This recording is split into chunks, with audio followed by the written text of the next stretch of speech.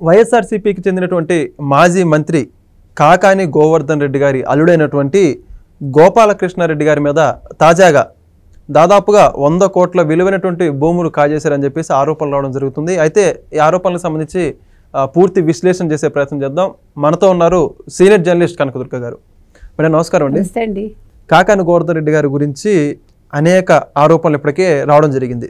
ఆయన ప్రభుత్వంలో ఉన్నప్పుడు దగ్గర నుంచి కూడా ఇప్పటివరకు కూడా కోర్టు ఫైల్స్ చోరీ కావచ్చు, దానితో పాటుగా తాజాగా చూసుకుంటే కూటమి ప్రభుత్వం అధికారంలోకి వచ్చిన తర్వాత పోలీసులకు సంబంధించి కొన్ని అనుచిత వ్యాఖ్యలు చేశారు ఆయన. అలాగా ఆయనకు ప్రజలందరికీ కూడా ఆయన గురించి తెలిసిందే. ఇప్పుడు తాజాగా వాళ్ళ అల్లుడు గారు ఎవరైతే ఉన్నారో గోపాలకృష్ణారెడ్డి గారు పేదలకి ఇవ్వాల్సిన దానికి చెందినటువంటి భూముల్ని 50.5 ఎకరాలు అతి చవకగా 100 కోట్ల విలువ చేసే భూముల్ని దాదాపు 9 కోట్ల రూపాయలు వాళ్ళకి చెల్లించి కాజేశారని చెప్పేసి ఆరోపణలు రావడం జరుగుతుంది.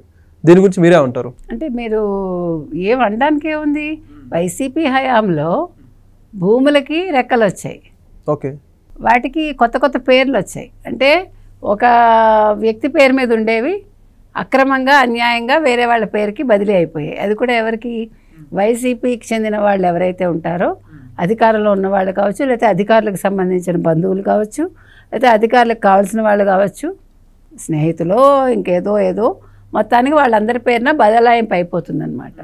అంటే రాజుగారు తలుచుకుంటే దెబ్బలకు కొదవ. 16వ తారీఖు తర్వాత ఎన్నికల కోడ్ ఉంది, మార్చి 16, 2024.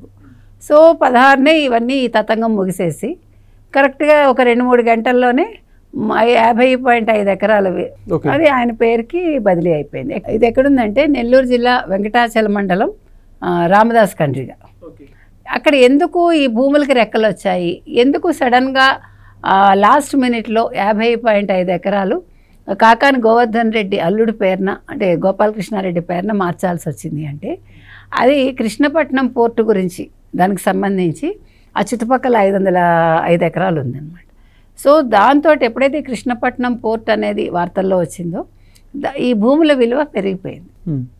పెరిగిపోయేసరికి వీళ్ళు అంటే యాంటిసిపేట్ చేశారా జగన్ రాడని, తొందరగా చేసేసుకుందాము అంటే మామూలుగా అయితే సర్లే ఎన్నికల కోడ్ రేపటి నుంచి మనం ఎలక్షన్స్ అయిపోయాక ఎలాగ జగనే వస్తాడు 30 ఏళ్ళు అన్నాడు కదా, తర్వాత చేసుకుందామని అనుకోకుండా రేపటి నుంచే ఎన్నికల కోడ్ అంటే ఇవాళ హడావిడిగా వాళ్ళు ఎందుకు చేసుకున్నారు, అది మరి రెవెన్యూ అధికారులు కూడా ఎందుకు తొందరపడ్డారు, ఇవన్నీ కూడా ఆలోచించాలి. ఏఐసి ఎందుకు తొందరపడి ఇచ్చింది, ఇవన్నీ కూడా మనకి అంటే ఎంత ఫాస్ట్గా జరిగింది.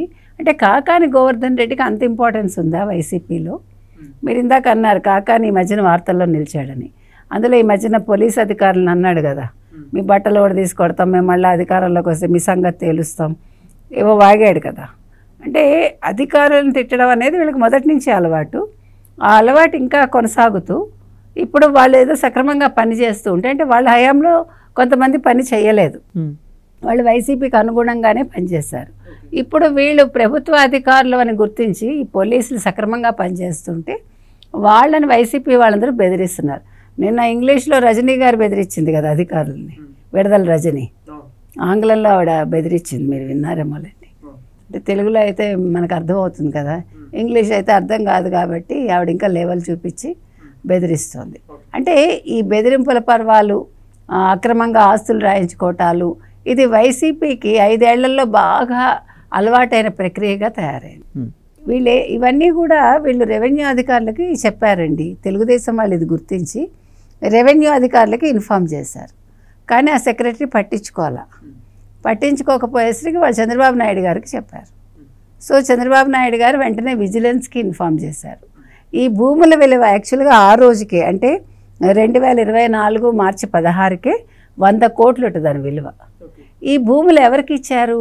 అప్పట్లో 1976లో పేదలకి 50 సెంట్ల కింద ఇల్లు కట్టుకోవటానికి వాళ్ళకి ఇచ్చారు. ఇస్తే ఈ కృష్ణపట్నం పోర్టు వ్యవహారంలో ఈ భూములకి రేట్లు పెరగడంతో వాటి వాల్యూ పెరిగింది. కానీ వీళ్ళు ఏం చేశారు, కాకాని గోవర్ధన్ రెడ్డి వీళ్ళు వాళ్ళ అల్లుడికి ఇప్పించేటప్పుడు 9 కోట్లు మాత్రం చెల్లించారు. 50.5 ఎకరాలకి 9 కోట్లు చెల్లించారు. అంటే ఇంచుమించు మీకు 4 లక్షల చిల్లర పడిందా, 40 లక్షల. సో మొత్తానికి అతి తక్కువ ధరకి ఆ భూములు అయితే కొట్టేశారండి. దీని మీద ఈరోజు తెలుగుదేశం దృష్టి పెట్టింది. మరి ఇప్పుడు కాకాని గోవర్ధన్ రెడ్డి ఏ రకంగా చిందులేస్తాడు, ఇప్పుడు అధికారులను ఏమంటాడు అంటే మీరు నిజాలు ఎందుకు చెప్తున్నారని ఎగురుతాడా? ఇప్పుడు జగన్మోహన్ రెడ్డి గారు వచ్చి మరి ప్రెస్ మీట్ పెడతారా యలహంక నుంచి? కాకాని గోవర్ధన్ రెడ్డి చాలా మంచివాడు, చాలా అమాయకుడు, చాలా అంతంత మాత్రంగా ఉన్నవాడు అని చెప్తాడా వచ్చి? అది చూడాలి మనం. ఎందుకంటే ఆయన పాప ఇలాంటి వాళ్ళని వెనకేసుకొస్తాడు కదా, మనకి బాగా గుర్తు ఎవరిని వెనకేసుకొచ్చాడో గతంలో. కాబట్టి ఇప్పుడు వైసీపీ వాళ్ళు వీటన్నింటి మీద మాట్లాడాలి. ఇవాళ విజయసాయిరెడ్డి లేడనుకోండి మాట్లాడటానికి, ఇంకా మాట్లాడగలిగేది ఎవరు? ఒక అంబటి రాంబాబు, బొత్స మాట్లాడటల్లా. సరే మన నాని గారు, ఇద్దరు నానీలు ఎగిరిపోయారు, వంశీ గారు ఎగిరిపోయారు, ఒక రోజా ఉంది. మరి రోజా గారి మీద కూడా స్కామ్లు ఉన్నాయి కాబట్టి ఈ స్కామ్ గురించి మాట్లాడేంత ధైర్యం చేస్తుందా? మరి ఎవరు దీనికి ఆన్సర్ ఇస్తారు? అంటే దీన్ని ఎవరు ఖండిస్తారు అని, మా వాళ్ళు చేయలేదు, కాకాని గోవర్ధన్ రెడ్డి చాలా మంచివాడు అని ఎవరో ఒకరు కితాబ్ ఇవ్వాలి కదా. వాళ్ళ అల్లుడు ఇంకా మంచివాడు, అవన్నీ ఇప్పుడు బయటికి రావాలి. ఇక్కడ ఇంకోటి ఏంటంటే తాజాగా ఇప్పటివరకు చూసుకుంటే మనం మంత్రిగా ఉండి ఆయన మీద ఆరోపణలు రావడం ఒక రకంగా చూసాం మనం. కుటుంబ సభ్యులు కూడా ఈ విధంగా ఈ కుంభకోణంలో కావచ్చు ఈ విధంగా ఆరోపణలు ఎదుర్కోవడం ఎలా చూడాలంటారు? అసలు ఎక్కడైనా మీకు రాజకీయాలు తీసుకుంటేనండి, రాజకీయ నాయకుల మీద ఎక్కువ శాతం వచ్చే అవినీతి ఆరోపణలు కావచ్చు, లేదు వాళ్ళు చెడ్డ పనులు చేయడానికి కుటుంబ సభ్యులే కారణమవుతారు. మీరు గమనించండి, కావాలంటే చరిత్ర కూడా అంతే. అంటే ఒక ముఖ్యమంత్రి కావచ్చు, లేకపోతే ఒక రాష్ట్రానికి సంబంధించిన ఒక రాజకీయ నాయకుడు పతనం అనేది, అతను పదవీచ్యుతుడు కావటానికి కూడా అల్లుడో కొడుకో కూతురో ఎవరో ఒకరు కారణమవుతారు కొన్ని సందర్భాల్లో. అదేవిధంగా ఆస్తుల విషయాల్లో కూడా భార్య కూడా కావచ్చు కొన్ని సందర్భాలు. ఇప్పుడు మరి లక్ష్మీపార్వతి వల్లే కదా ఎన్టీ రామారావు గారు అంత కష్టపడాల్సి వచ్చింది. మరి పదవీచ్యుతుడు ఎందుకయ్యాడైనా? ఆవిడ అధికార దాహమే కదా.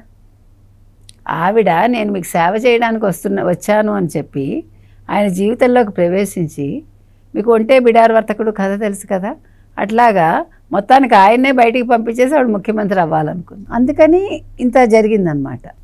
ఇప్పుడు చాలా అమాయకంగా ఆవిడ మాట్లాడుతూ ఉంటుంది, ఇంకా నేనే నేనే అని మాట్లాడుతుంది.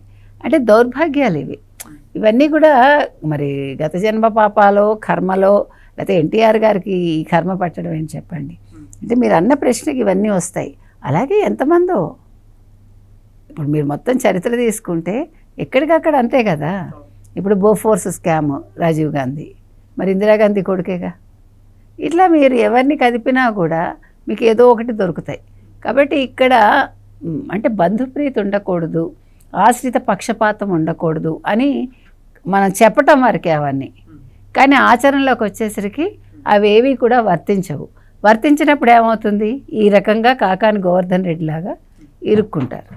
అది ఈయనొక్కడే కాదు, జనరల్గా ఏ పార్టీ వాళ్ళైనా ఏ పార్టీ నాయకులైనా వాళ్ళు రాజకీయాల్లోకి వచ్చాక ఆడవాళ్ళ విషయంలో కావచ్చు, లేకపోతే సొంత బంధువుల విషయంలో కావచ్చు, ఇంట్లో వాళ్ళు కూతుళ్ళు కొడుకులు అల్లుళ్ళు కోడళ్ళు భార్య విషయంలో కూడా, వాళ్ళు బామ్మర్దుల విషయంలో కూడా చాలా జాగ్రత్తగా ఉండాలి.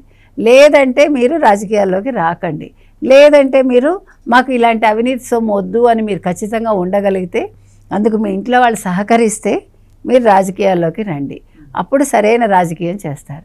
లేదంటే ఇలాగే వార్తల్లో నిలుస్తారు. చూద్దాం మేడం, మరి కూటమి ప్రభుత్వం దీనికి సంబంధించి ఎటువంటి చర్యలు తీసుకోబోతుంది? Thank you. Please subscribe to Leo news for more videos.